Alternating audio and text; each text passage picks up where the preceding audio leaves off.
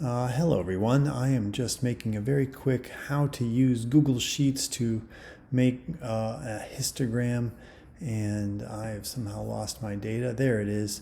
Okay, so suppose this data is 20 recorded points of how many minutes it took you to drive to school. Someone's just walking half a minute down the street to the school, someone's driving 5.8 minutes, someone's coming from 33 minutes away.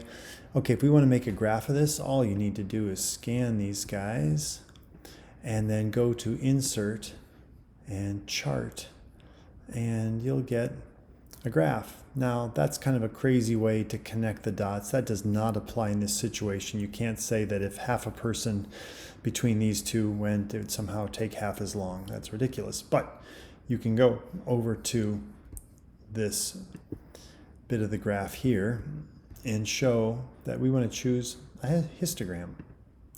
And there we've got it. And in this case, our buckets are 7 minutes apart, because that's a sensible way of dividing it up into 5 categories or buckets where those numbers are dropped, okay? And you can play around with customizing things. You can change colors. You can do a lot, but I just want to show you how simple that is very quickly. The other thing I want to show you is that you can do the same thing in your calculator. So if we go here, and I've taken the time to put in the data in advance, but if we hit the Stat button and edit, you'll see that there in list 1 is that data I just had in. And if I want to go graph, I just need to do second Stat Plot and choose in Plot 1. I'll go into Plot 1 by hitting the Enter key. And then I can turn on and off the plot. I need it to be on, and I can choose the type. I just arrow down and then arrow over and choose the type of graph I want. And you can see there, that's our histogram. I hit enter, and now we're good. Make sure that you have the data in L1 and you're matching it with the graph. Then I just do zoom 9. Zoom 9 is stat fit, zoom stat.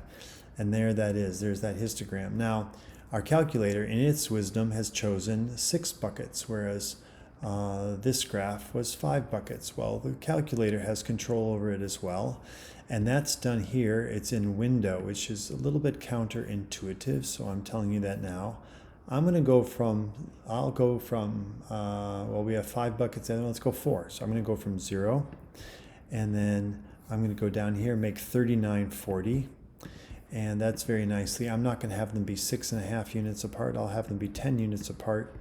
And then if I hit graph, now I've got them, and I can trace, and that'll prove that the interval is from 0 to 9, and then from 10 to 20, I'm sorry.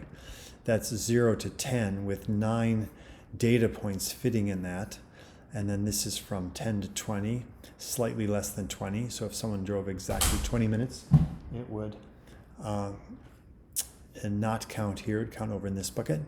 And then there is the 30, and there's the 40. Okay, so there it is, 2 ways that you can help make drawing those graphs easier. Thanks.